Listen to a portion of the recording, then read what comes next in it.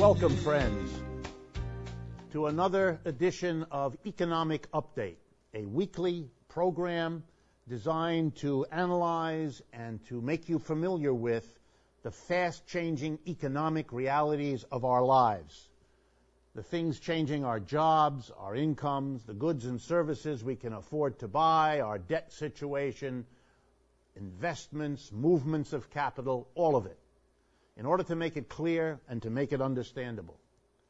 I'm Richard Wolff. I've been a professor of economics all my adult life at several universities.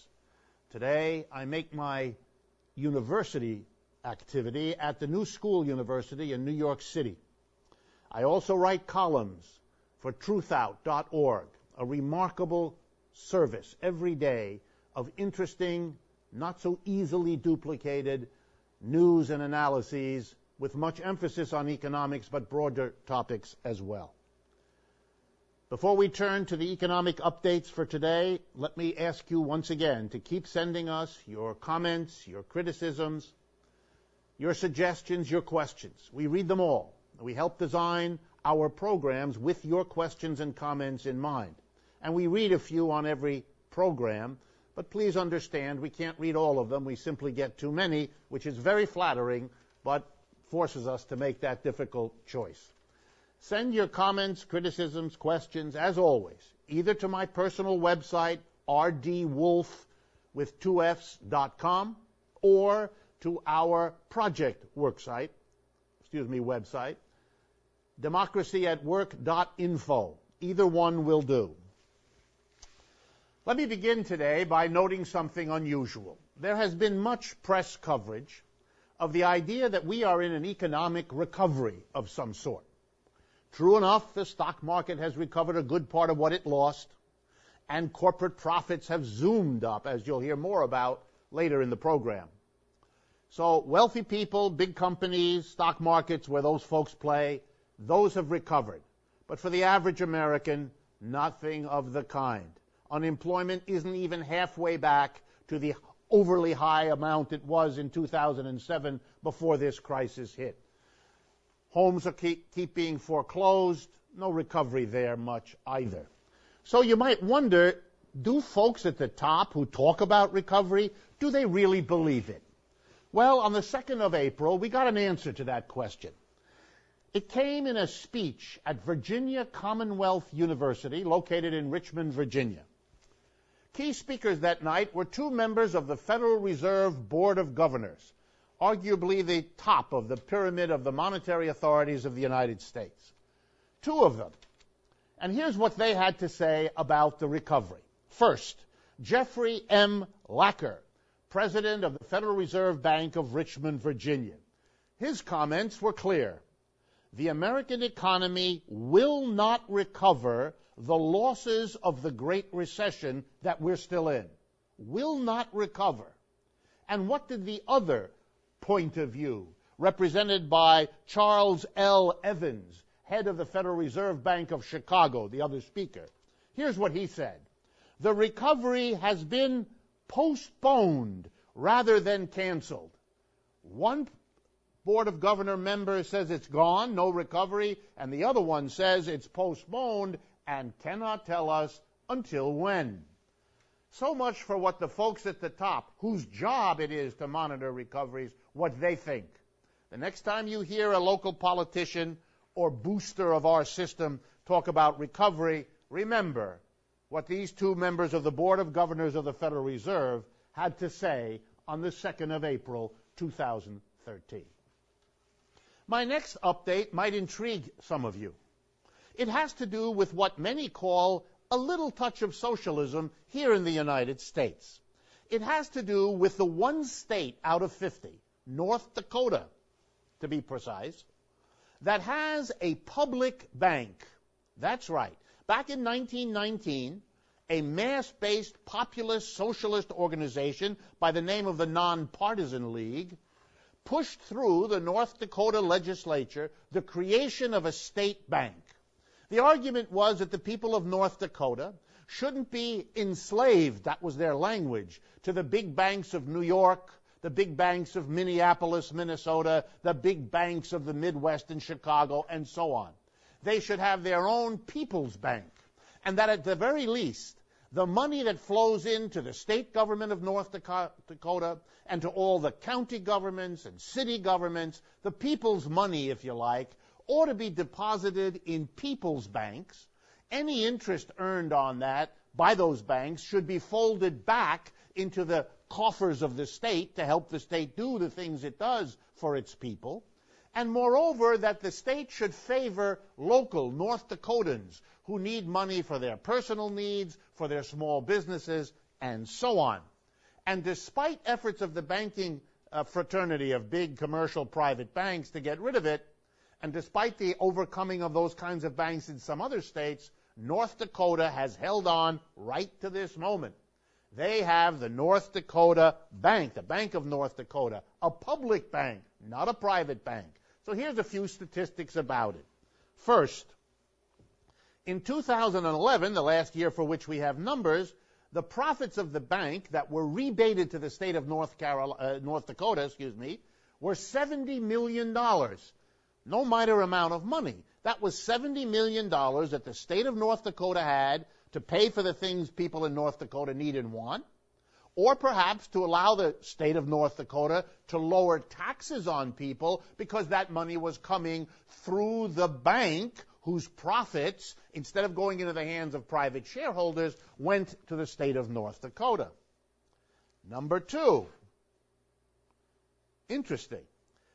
The bank pays very low salaries relative to what other bankers get. For example, the top two officials of the Bank of North Dakota get $232,000 a year and $135,000 a year.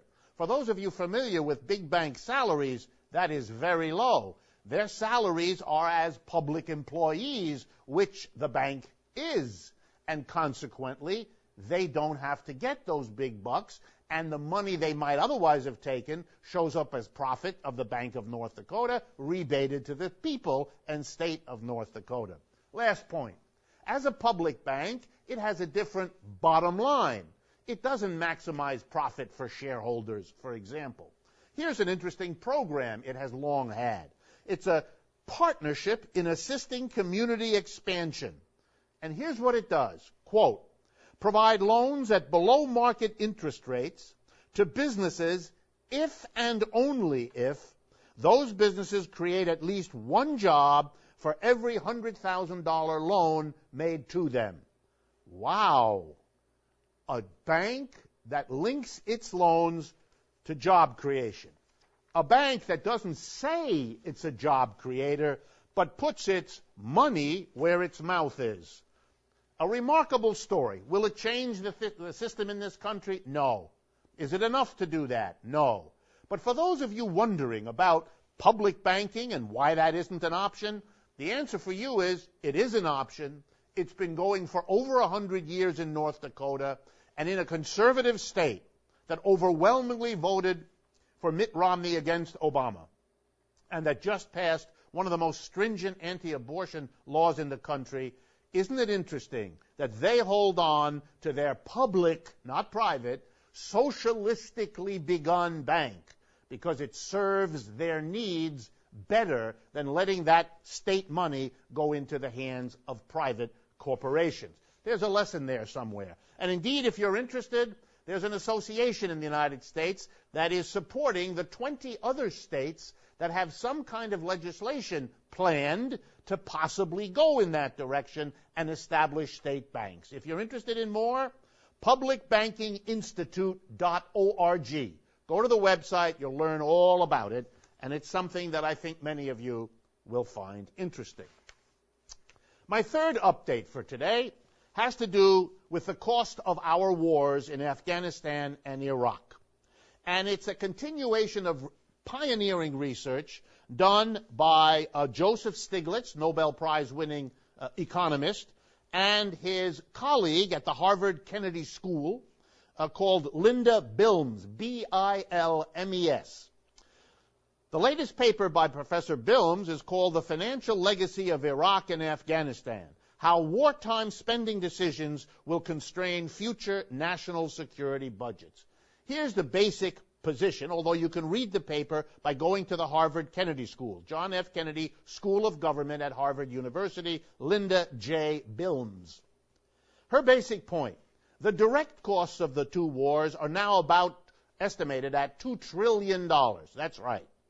But she does research that shows that the actual cost will be more like $4 to $6 trillion. You're getting up close to half the total output of the United States, the world's most powerful economy, in a year. A staggering amount of money. And why so much? Because, she says, people haven't realized those two wars have been quite successful in keeping down the number of Americans killed and wounded. Very high, very awful, but keeping them down relative to other wars.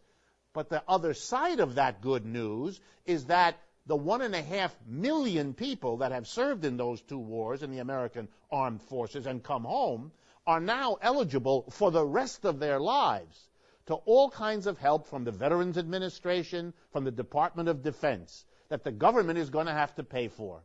And she totaled it up, and we're now talking $4 to $6 trillion. I'm an economist. This is a program about economics. Question for us all.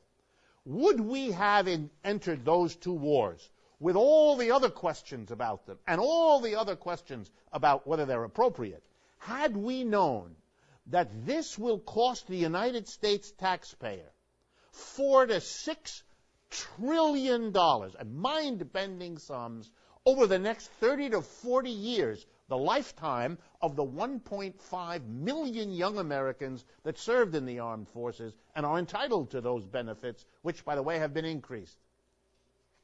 I think it's a question you ought to think about long and hard.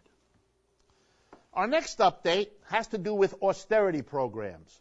And here I'm indebted to a couple of researchers, Isabel Ortiz and Matthew Cummins. And they work at the Initiative for Policy Dialogue at Columbia University. And you can find their work at policydialogue.org. Here's what they did and why I'm interested.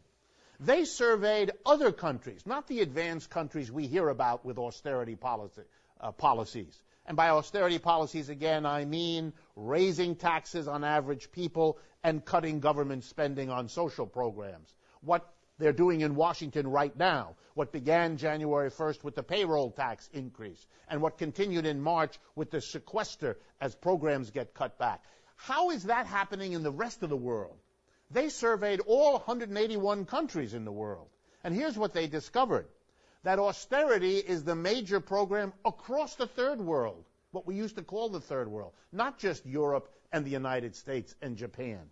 And it is hobbling economic development everywhere in the world. The flashpoint these days is Europe. That's right, Europe is in the worst shape because it hit its people with a terrible austerity program starting 3 years ago, and the results of that are chaos. Europe announced a 12% unemployment rate.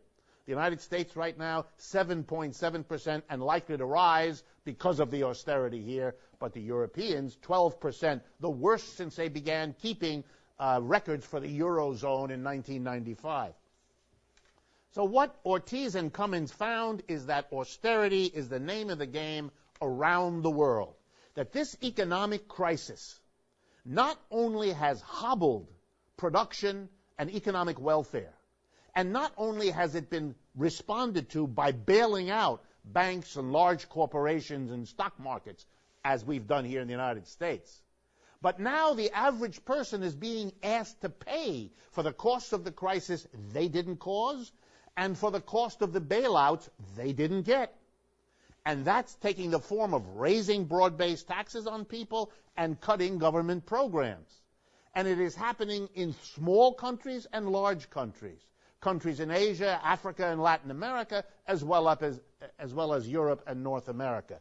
It is a global economic crisis for people. Our capitalist system isn't delivering the goods for most of the people on this planet. That's what these researchers show. And that's what ought to be understood. When we evaluate an economic system, what kind of results is it going to bring? Okay, in the time that I have left, a little bit on the question of health, a question that's always in your mind and that I want to speak to. This time it has to do with workplace health plans, those workers who have a job and who are covered by a health plan. How are they doing? They are, after all, the envy of the millions of Americans who either don't have a job and therefore have no access to an employer's health plan, or they have a job but their employer doesn't offer a health plan. The kinds of crisis from tens of millions of American families that Obamacare was supposed to begin to address. But here's the reality, that even the workers who have a job and who have health care are suffering. And I wanted to bring the reality to you. Okay? This comes from research from a consultant group, Towers Watson, and the National Business Group on Health, an employer group. And you can read about this in the New York Times back on March 7th if you want to do the research. Here's what they found. The portion of health care that employees have to pay is rising, and it's rising faster than what the employers are paying. In other words, the employer's health care is raising the cost to the employer by all means, but it's raising the cost to the employee more, which is saving your employer from what he or she would otherwise have to pay if theirs rose as fast as their workers. For example, over the last 5 years of this crisis, employees contributed 42% more for health plan coverage than they did 5 years ago, whereas employers only 32% more. Wow. The majority in a survey, the majority of businesses in a survey, said they plan to continue to raise the share of premiums paid by employees. And here's the number to think about. On average, employees paid 23% of total health premium cost last year and are expected to pay 1/4, 25%, in 2013. This is a serious extra burden on working people in America. How remarkable, then, that in America's largest city, New York City, Mayor Michael Bloomberg last week decided to veto a plan that passed the city council to provide city employees, people who work for the city of New York, all New York City employers with 20 or more workers, they would have to give their workers paid time off when they get sick. They have none now. The mayor said that would inhibit small businesses from creating more jobs.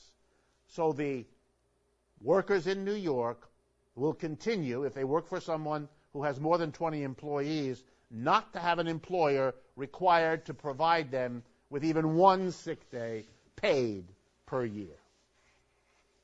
Let me turn now to a major topic for today, one of several that are going to get a little more extended analysis because you've asked for them and because they're in the news and because they're important. Let me turn and ask for your attention here. The question is banks. We read about the banks in Cyprus, that I've been talking about for some weeks now, as having dipped into their depositors' account to take money from their depositors for themselves. And many people have sat up and taken notice. The question has been raised, is that legal? Can the bank just take the money that I have deposited in there if I'm an individual, if I'm a business? Well, the answer is legal schmeagle.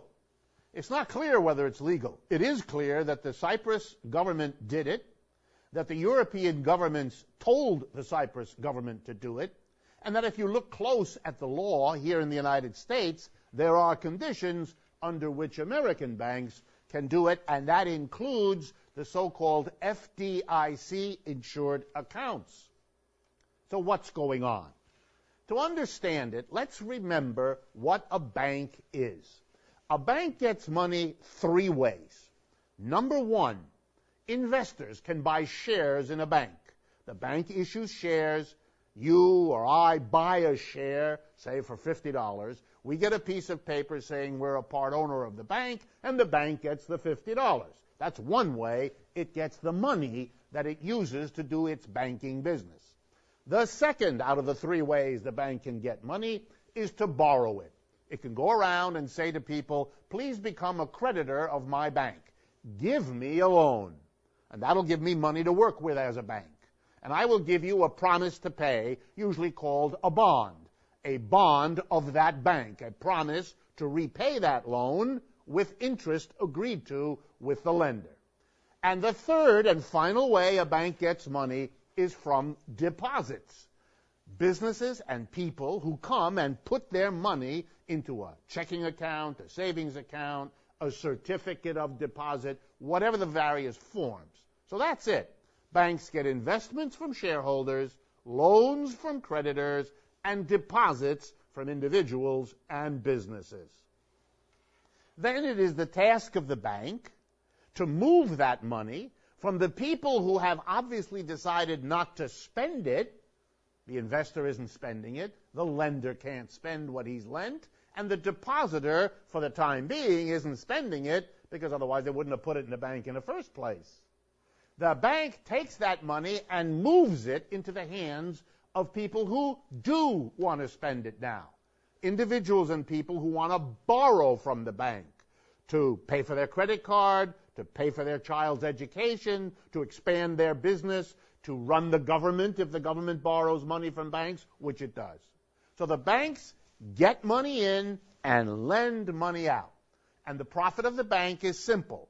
It's the difference between what they have to pay to get people to give them money, investments, loans, and deposits, versus what they get when they lend out those people's money that they have first gotten into their coffers. Is it therefore possible that the bank will mess this job up? Absolutely. And the basic way banks mess up is they lend that money, the investor's money, the creditor's money, and the depositor's money. They invest it in businesses or private loans that go bad, where the business or the government or the individual they lend to is unable to pay the bank back. No complexity here. Do banks make mistakes? Yes. Do they make big mistakes? Yes. Do they make the mistakes fairly often? Yes. Do these mistakes sometimes become so big that they can threaten to bring down the entire economy? You betcha. That's what happened in the United States in 2007, 8, and 9. That's what happened in Cyprus in 2010, 11, and 12. And collapses happen because suddenly the bank can't get the money back that it lent. It lent to the wrong people under the wrong conditions at the wrong time.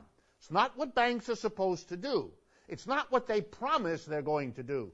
Be prudent and cautious and careful with other people's money. So what happens when a bank makes bad investments? It's very simple.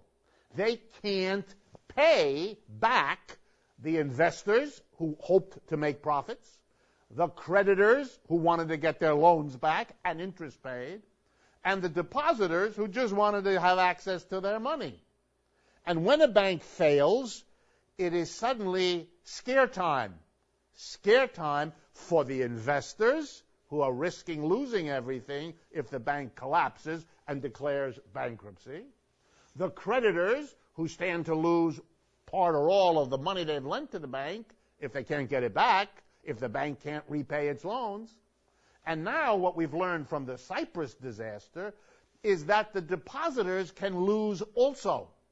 That is, the bank can say, sorry, we're not able to give you back the money you or your business deposited in our bank. That's what the Cyprus banks are doing to everybody who had an account over 100,000 euros.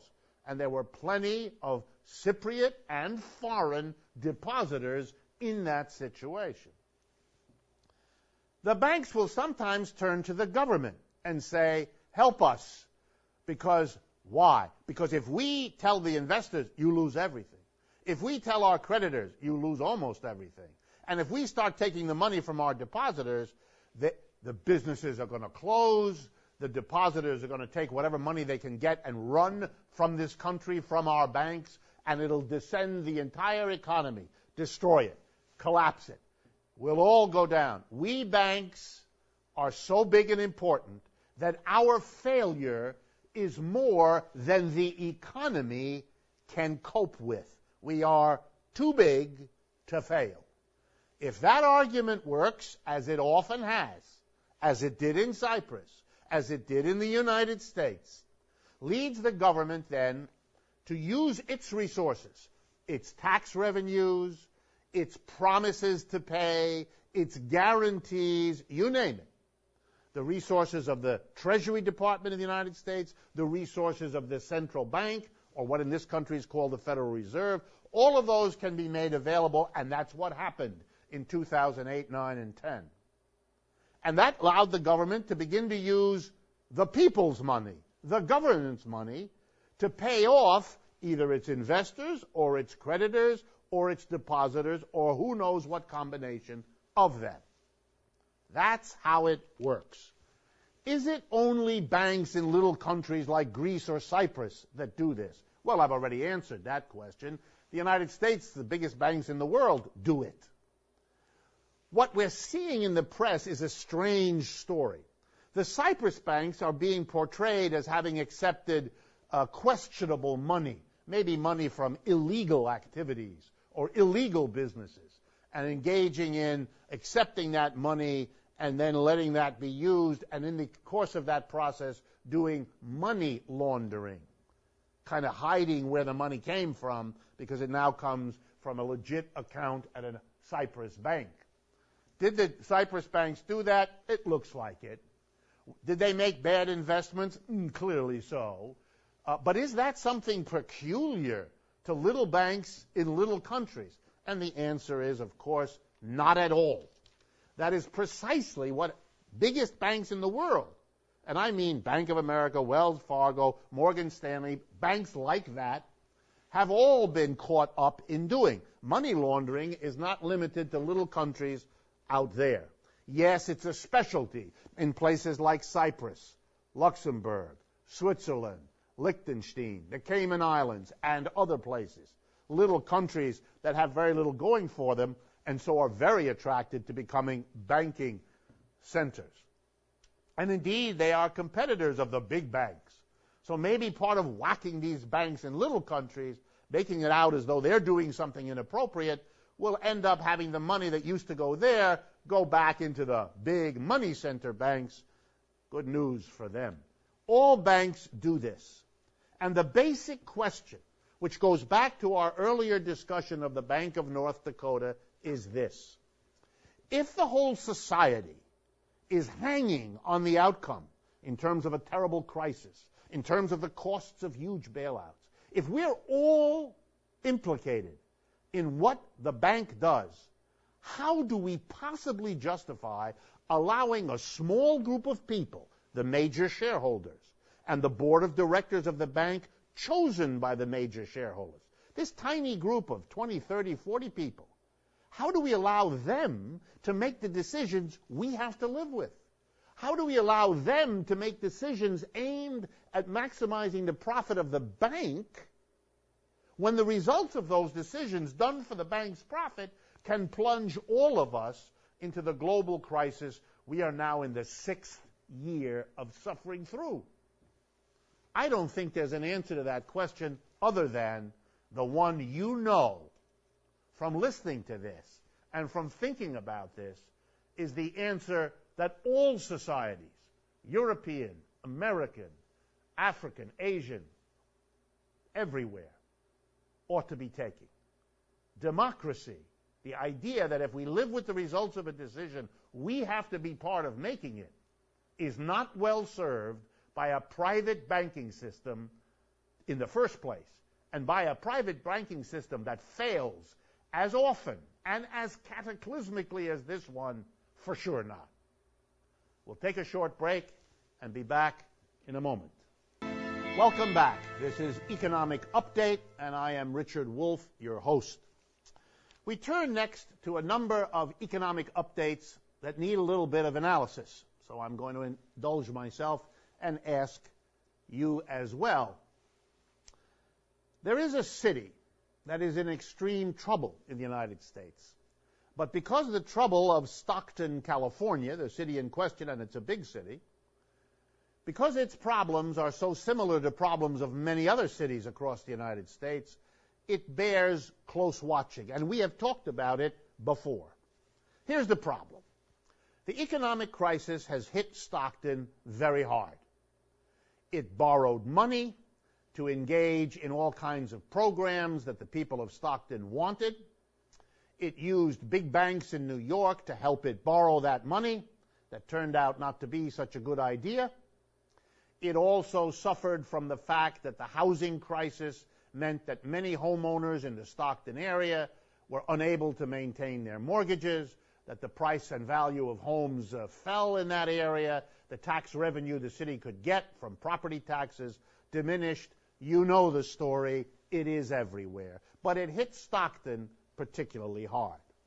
And after cutting back on its fire personnel, its police personnel, its school personnel, its city services, so that it's down to an extremely dangerous, bare-bones city budget, they still were unable to make ends meet.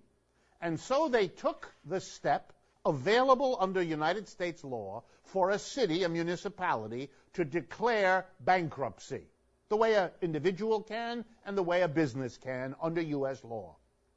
And when that happens, the city declares it hasn't got the money with which to pay all of its debts, all of its obligations, and so it turns to the courts, and then there's a complicated negotiation between the city and the judge overseeing the bankruptcy under the law to work all of this out. So a fight has developed in Stockton over its bankruptcy that I want to bring to your attention. It basically pits two claimants, two people who say, two groups who say that the city of Stockton owes them money and that they want to be paid before the other one, or maybe at least as much as the other one, but they don't want to be left out. Who are the two? First, the pensioners, represented by the state of California pension system, CalPERS it's called. The pensioners argue that they are the school teachers, the firefighters, the police personnel, the public works workers, all of them, who gave a lifetime of work to the city of Stockton, who retired, having put money into a pension and being entitled by the terms of their work contracts to receive a pension. They are arguing that whatever happens to that money that the city of Stockton has, and that money it can still raise, it's still a big city, that money has to go on a priority basis to the obligation to pay the pensions of its retired workers, as well as contributing to the pension funds for the workers working now.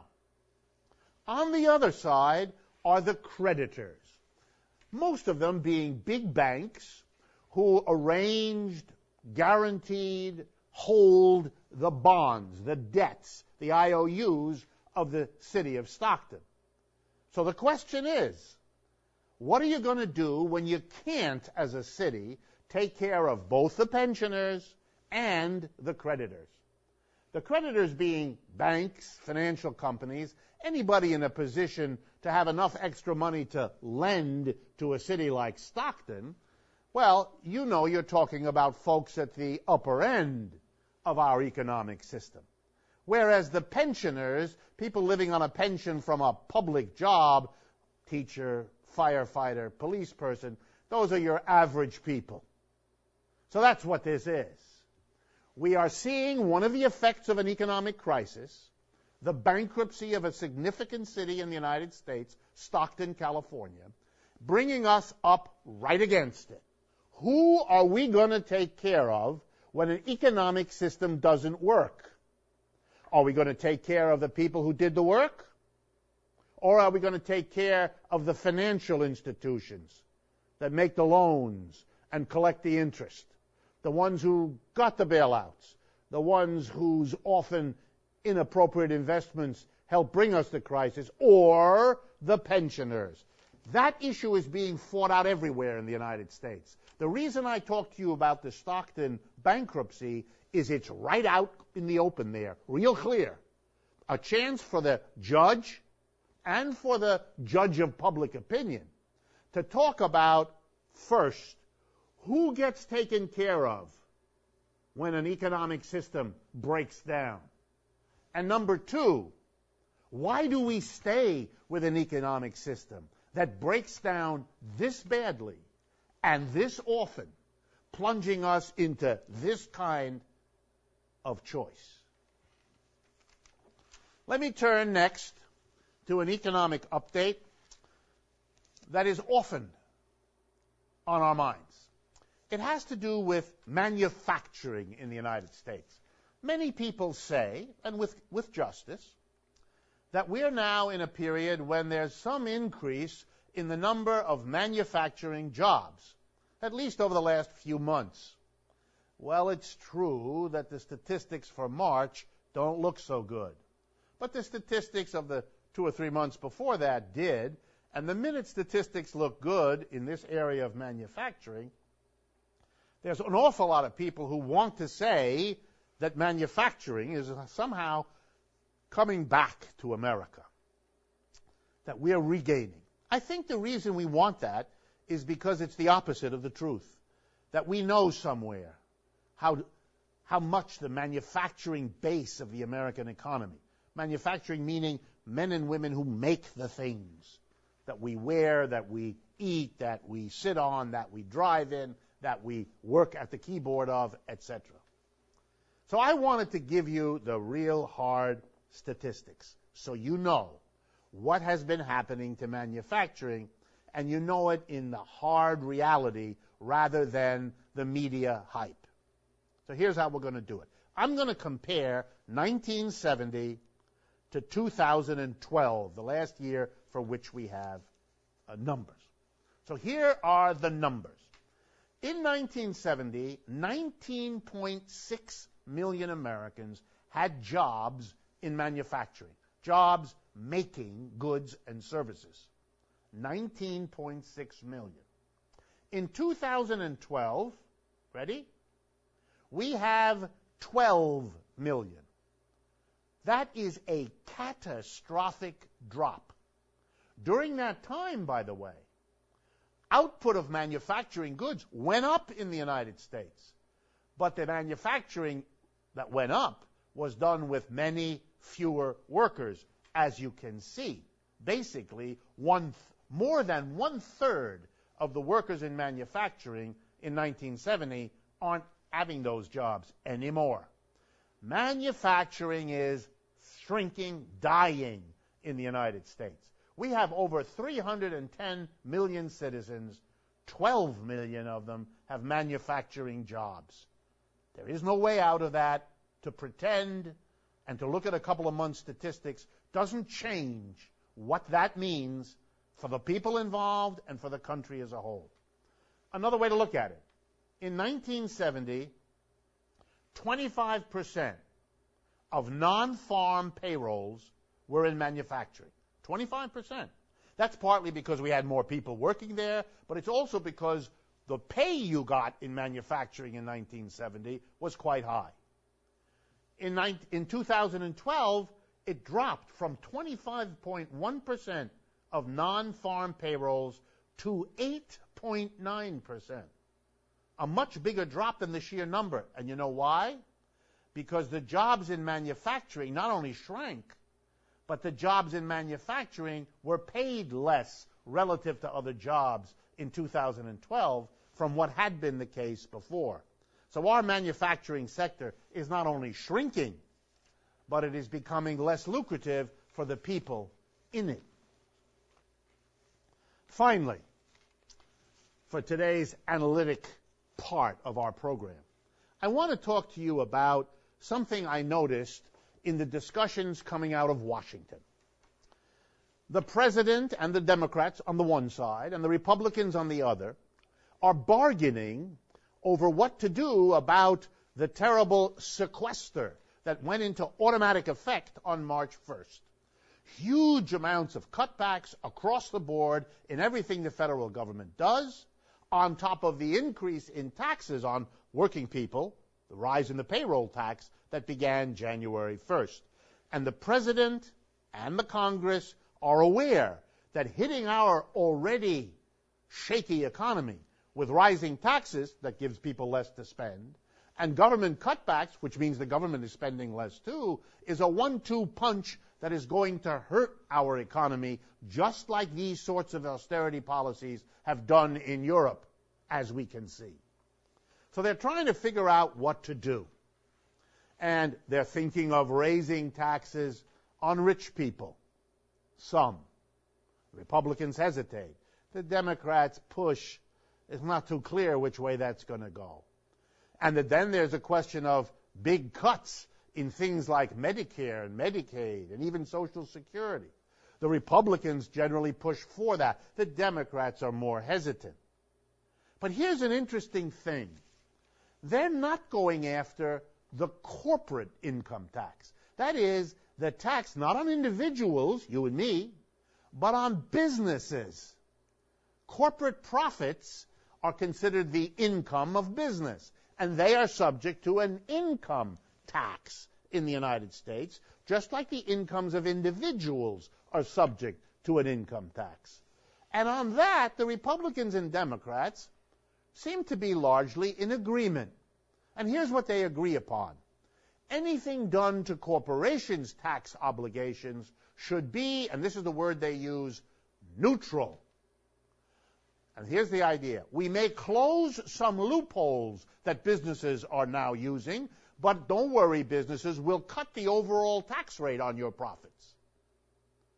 So we'll lower the rate and close the loopholes, and the effect on you will be neutral. No extra dollars most of you will have to pay.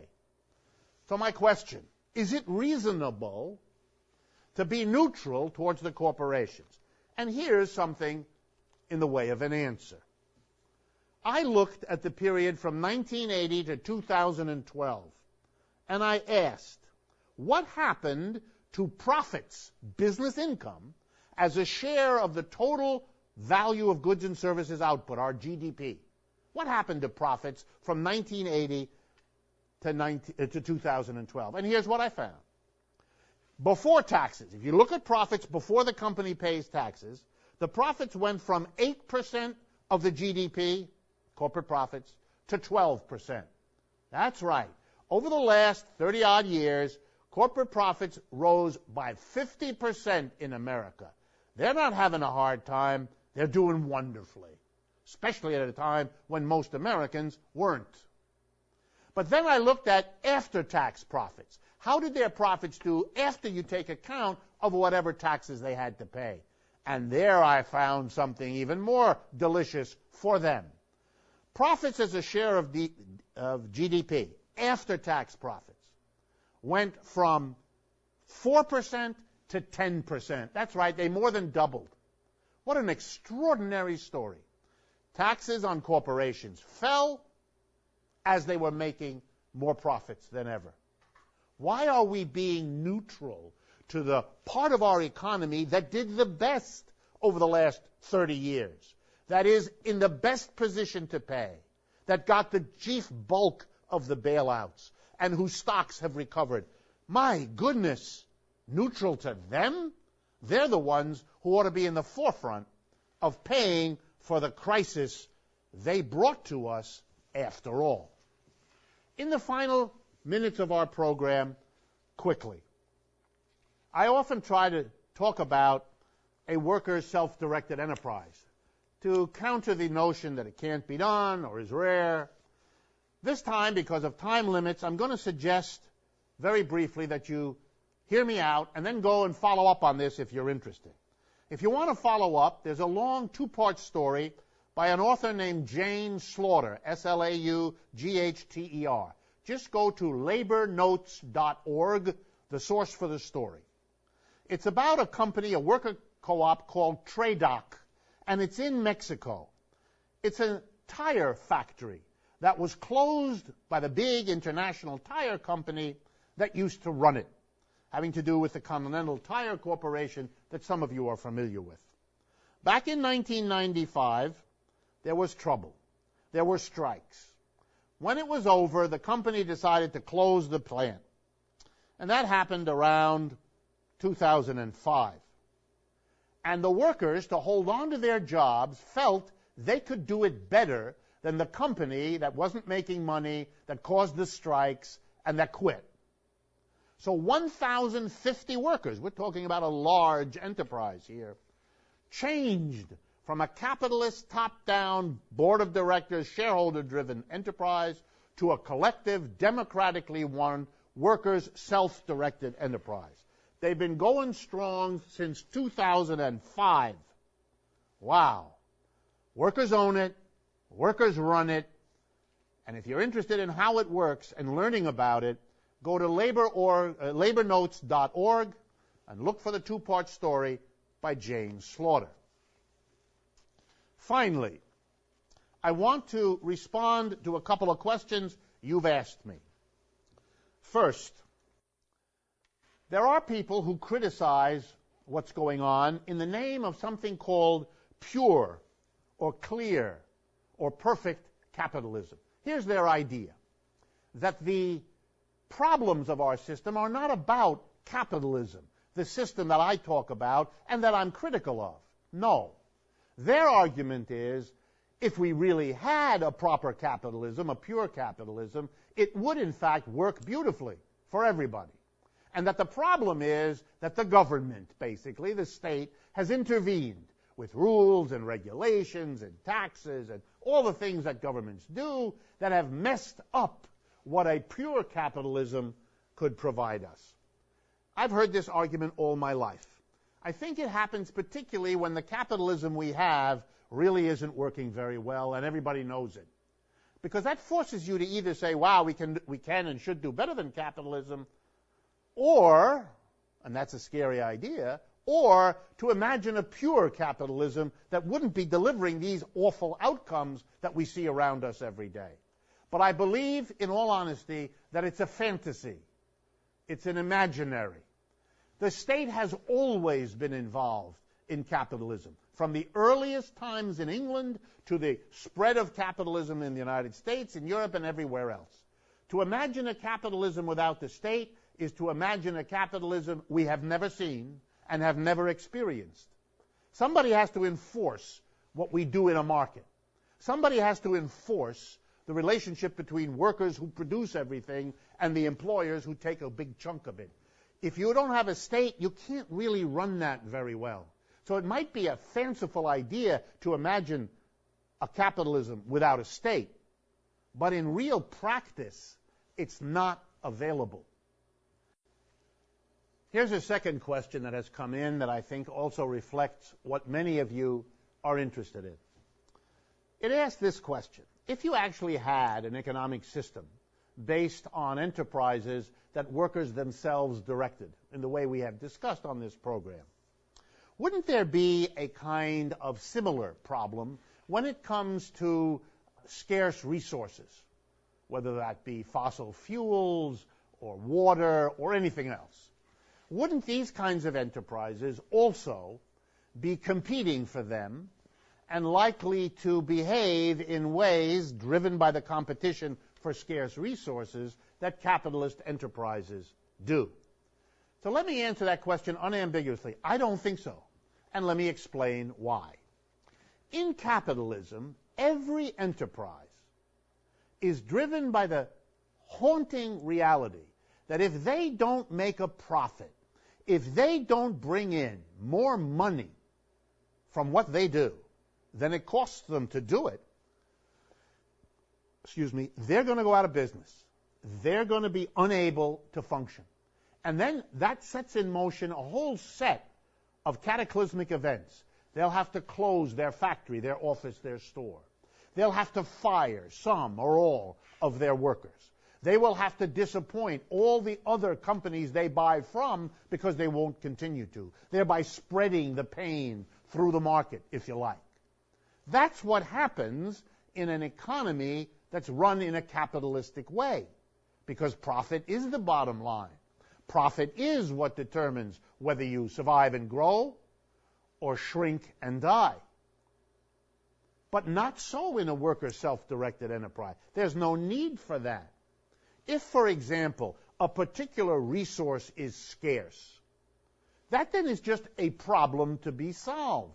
If you can't have 20 enterprises, self-directed, looking after finding the scarce oil or the scarce coal or the scarce water or the scarce land, then the community of enterprises has a problem to solve. We have to find alternative resources or alternative activities that these workers with this equipment can be engaged in that is socially useful, but that does not use the resource that we don't have enough of. Nobody's job is going to be taken away, and nobody's business is going to be closed, because they're not driven by profit and business. They're driven by being part of a community where all the workers direct the enterprises that the community needs. Whether you call this planning, or you call this community responsibility, or you call this co-respective behavior, doesn't really matter. The crucial point here is that you don't have to act as though the difficulty of one company, or two or three, because of a resource limit, or anything else, means the end of the company, the collapse, the unemployment. We're not going to do that anymore. That's an unreasonable way of doing things. Because a resource is scarce, it makes no sense to have a lot of people unemployed. Deal with the scarce resource problem some other way. Put those people to work doing something else useful. Find other ways to use their equipment and raw materials. That's always possible, and is a much better way to go than the capitalist way of punishing all kinds of people with no guilt at all for a difficulty that the community of the economy could better deal with collectively. Thank you again for your attention. This is all we have time for on this economic update. I look forward to talking with you again next week.